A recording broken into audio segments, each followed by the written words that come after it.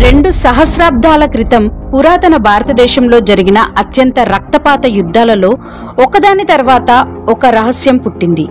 ఈ రహస్యం నిజమైన ప్రమాదమైన జ్ఞానాన్ని దుర్వినియోగం నుండి కాపాడడానికి మానవ చరిత్రలో అత్యంత అద్భుతమైన ప్రయత్నాలలో ఒకటి ది 9 అన్నోన్ మెన్ అని పిలువబడే ఈ రహస్య సమూహాన్ని మౌర్య చక్రవర్తి అశోకుడు 270 BCE ప్రాంతంలో స్థాపించాడని చెప్తారు.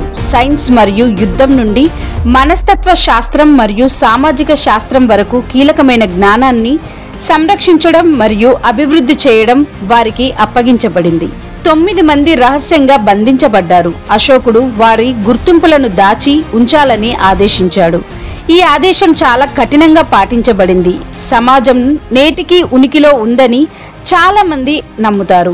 దానిని నిషేధించబడిన జ్ఞానాన్ని యుగాల ద్వారా నిశ్శబ్దంగా ప్రసారం చేస్తుంది. 270 BCE ప్రాంతంలో మౌర్య చక్రవర్తి అశోకుడు 9 మంది తెలియని వ్యక్తులను ఏర్పాటు చేశారు. ఇది మానవాళికి ప్రమాదకరమైన కొన్ని వ్యక్తిగత సమాచారాన్ని సంరక్షించడానికి మరియు అభివృద్ధి చేయడానికి అంకితమైన రహస్య క్లబ్. ఫలితంగా చరిత్ర విషయానికి వస్తే మనకు తెలియని దానికంటే చాలా తక్కువ తెలుసని భావించడం సురక్షితం.